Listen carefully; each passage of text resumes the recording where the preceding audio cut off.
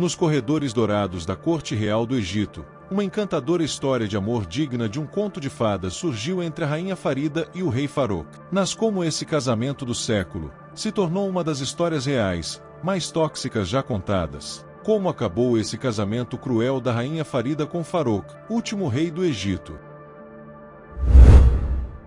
Dizem que é inquietante a cabeça que usa a coroa, e essa afirmação não poderia ser mais verdadeira do que no caso da rainha Farida, a rainha dos contos de fadas que se tornou vítima de um romance ruim. Antes das coisas azedarem, Farida era a inveja do mundo, uma personagem digna de um filme da Disney. Originalmente nascida Safinah Zulfikar no Cairo, em 5 de setembro de 1921, ela veio de uma família de classe alta. Seu pai, Youssef Zulfikar, era um juiz poderoso e muito respeitado no Egito. Desde o início, ela tinha amigos em altos cargos. A mãe de Farida, Zainab Saideh, era dama de companhia da rainha Nazli Sabri, a consorte do Egito na época. Não demorou muito para que essa conexão trouxesse Farida para os corredores do poder. Tudo começou em 1937, quando ela tinha apenas 15 anos. O Egito acabará de coroar o que viria a ser seu último rei, Farou, o filho adolescente do rei Fuad I. E, sem que Farida soubesse, ela também estava prestes a ascender ao ponto mais alto da terra. Dizem que é inquietante a cabeça que usa a coroa, e isso não poderia ser mais verdadeiro do que no caso do rei Farou. Farou tinha apenas 16 anos quando ascendeu ao trono em 1936, embora ninguém soubesse que esta seria a última vez que o Egito coroaria uma monarquia. Nascido em 11 de fevereiro de 1920 no Palácio Abdem, no Cairo, Farou era o filho mais velho do rei Fuad I e de sua segunda esposa, Nazli Sabri. Ele tinha uma herança diversa, incluindo ascendência circassiana, albanesa, turca, francesa e grega. Crescendo, o jovem príncipe não tinha amigos além de suas irmãs, Faiza, Faika e Fauzia, porque o rei não permitia contato com estranhos. Ele praticamente cresceu dentro das paredes do palácio. Assim que se tornou rei, uma de suas primeiras tarefas foi encontrar uma esposa, e foi então que seu caminho se cruzou com o de Farida, a jovem encantadora que logo se tornaria sua rainha. Naquele fatídico dia, Farida estava com a mãe no palácio quando,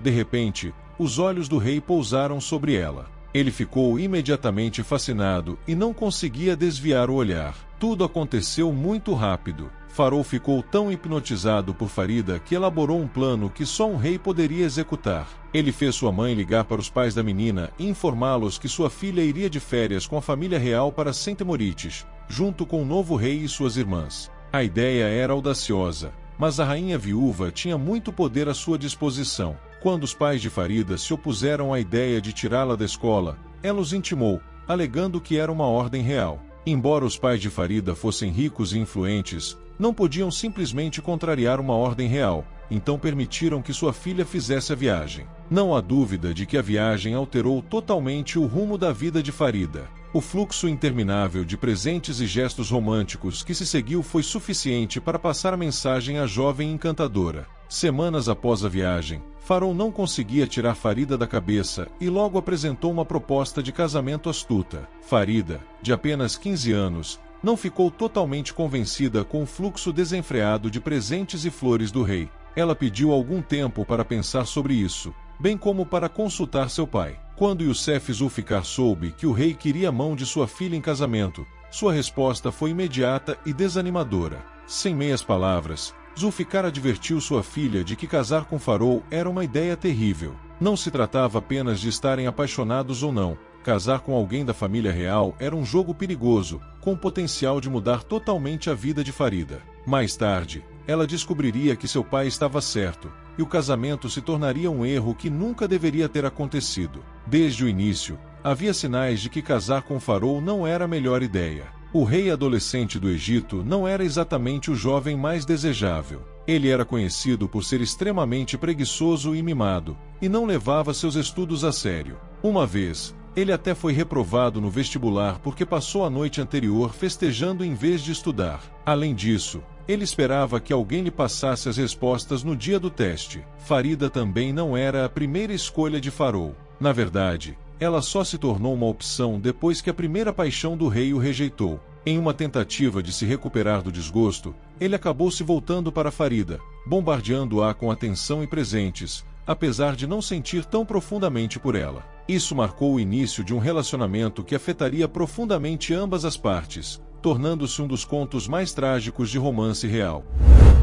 Depois de revelar suas intenções à jovem, a próxima tarefa de Farol era conquistar os pais dela, o que não seria fácil. À medida que Farol ficava cada vez mais sério sobre o casamento com a jovem de 15 anos, ele abordou o pai dela para pedir oficialmente sua mão em casamento. De acordo com a tradição da época, ele precisava obter permissão de Youssef Zulfikar antes que o processo de casamento pudesse continuar. Surpreendentemente, Youssef disse não. Ele manteve sua posição, enfatizando que não poderia permitir que o casamento fosse adiante. Seu motivo era a idade muito jovem de Farida. Ele acreditava que ela ainda tinha muitos anos para adquirir o conhecimento e a experiência necessários para ser rainha, e que assuntos do coração não deviam ser apressados. Farol obviamente não aceitou isso bem e não demorou a mostrar seu verdadeiro caráter. Depois de recusar a proposta de casamento, Youssef decidiu sair de férias em Beirute, mas quando embarcou no navio, as autoridades o detiveram sob falsos pretextos.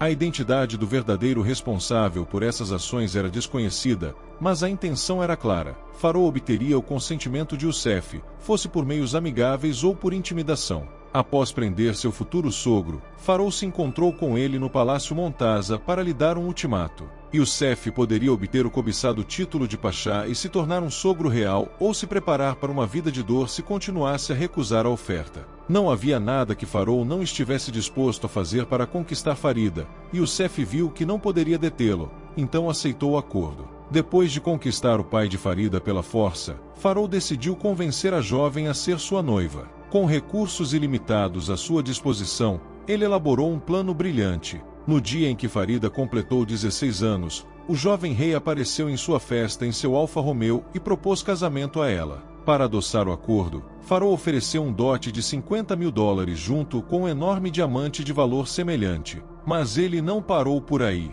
Mais joias e dinheiro se seguiram enquanto o príncipe tentava conquistar o coração da bela dama. Seu gesto mais romântico foi mudar o nome persa de Safinais para Farida, que significa única no dialeto árabe mais comum do Egito na época. Farol afirmou que nomes que começavam com F traziam sorte. No entanto, ele subestimou o quão infeliz o casamento se tornaria. Farida, cega para todas as falhas e bandeiras vermelhas, caiu de amores pelo playboy, uma decisão da qual se arrependeria muito mais cedo do que qualquer um poderia prever. Desde o início, a união estava repleta de falhas, evidentes no dia em que Farol anunciou oficialmente seu noivado com Farida. Uma onda de excitação tomou a nação, com pessoas felicitando o casal real em seu grande dia. Mas a excitação pública resultou em uma tragédia. Após a declaração, uma reunião entusiasmada fora do palácio se transformou em um motim total, esmagando fatalmente 22 pessoas e ferindo inúmeras outras. A perda devastadora enviou ondas de choque por todo o Egito e,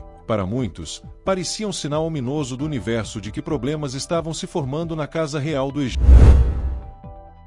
À medida que o dia do casamento se aproximava, a excitação de Farida começou a desaparecer, à medida que a verdadeira natureza do rei vinha à tona. Agora que a perseguição havia terminado e Farol tinha conseguido o que queria, ele tirou a máscara e mostrou à futura rainha quem ele realmente era. Ela começou a notar sinais perturbadores que não haviam sido visíveis enquanto ele ainda a cortejava. Embora Farida fosse naturalmente doce e submissa, isso nunca foi suficiente para o rei dominador. Farol era um chefe em sua própria rota, e o excesso de poder o levava a extremos perigosos. Se alguém, até mesmo sua noiva, ousasse questionar suas decisões e métodos, ele atacava sem hesitação. Farida estava experimentando essa ira muitas vezes antes mesmo de o casal se casar, mas isso foi apenas o começo. Conforme Farida se aproximava de Farol, ela também começou a perceber que o rei tinha uma obsessão bizarra e destrutiva pela Itália de Mussolini e por todo o machismo ameaçador que isso acarretava. Enquanto Farida intensificava seus esforços para satisfazer Farol, ela se tornou alvo de um ataque cruel à sua imagem pública. Farol já a tratava com desdém, e era um segredo aberto que ela não estava satisfeita com o tratamento que recebia. Isso logo levou a um rumor perturbador sobre um suposto caso proibido entre a rainha e um nobre chamado Vaed Yussi. Os rumores causaram muitos danos à reputação de Farida, pois a maioria das pessoas acreditou nas notícias sem questionar a validade das alegações. Até hoje, essas alegações não foram confirmadas nem completamente refutadas. Contrariamente às notícias difamatórias, Farida não era a que quebrava seus votos de casamento. Na verdade, era Farou quem estava ocupado pintando a cidade de vermelho com seus casos abertos e apetite desenfreado por mulheres e meninas bonitas. Uma vez, ele ficou intensamente obcecado pela princesa Fátima Tucson, que na época era casada. O sentimento não era exatamente mútuo, mas isso não impediu Farou de lhe dizer como se sentia, afirmando: se eu me casasse com você, não teria que lhe dar um novo nome, como fiz com Farida. Tornou-se óbvio que o rei estava trilhando o mesmo caminho que seguiu muitos anos antes, quando se apaixonou perdidamente pela rainha. Isso ficou ainda mais evidente no dia seguinte, quando Farou confidenciou a um de seus assessores que estava apaixonado e começou a planejar a melhor maneira de expulsar Farida do palácio sem causar muita confusão. Após tentar consertar o casamento fracassado por quase 11 anos, Farou finalmente entregou à rainha os papéis do divórcio. Em 17 de novembro de 1948, a documentação foi finalizada e a rainha Farida foi oficialmente libertada. Coincidentemente, foi o mesmo dia em que a princesa Faika, irmã de Farou, se divorciou de seu marido, Shah Muhammad Reza do Irã. Farou tinha planos de substituir a rainha por sua antiga paixão, a princesa Fátima, que havia falecido recentemente. No entanto, ele foi surpreendido ao descobrir que a princesa havia se casado com outro homem. Além disso, o divórcio prejudicou gravemente sua reputação, e onde quer que fosse, sua fama de marido horrível o seguia. Certa vez, no cinema do Cairo, uma multidão de admiradores de Farida vaiou e sibilou para o rei quando ele passou. Mais tarde, ele se mudou com uma garota de 18 anos chamada Nariman Sadek, e a diferença de idade de 13 anos gerou críticas do público. Felizmente, a união não durou muito tempo. Logo após o casamento com Sadek, Farou finalmente teve o herdeiro que tanto desejava, um menino. No entanto, esse menino não herdaria nada além de histórias de tempos perdidos. No verão de 1952, o governo egípcio forçou Farou a abdicar do trono, enviando-o para o exílio, onde ele faleceria em 1965. Quanto a Farida, ela viveu sua melhor vida após o divórcio, mergulhando no mundo da pintura artística e organizando exposições para mostrar seu trabalho. Ela também desfrutou de um salário bastante impressionante do governo egípcio até perder a vida devido à leucemia em 16 de outubro de 1988. Hoje, a rainha Farida é lembrada como um símbolo de força e resiliência, claro, uma figura importante em um dos últimos romances reais do Egito. Obrigado por assistir esse vídeo, te vejo no próximo.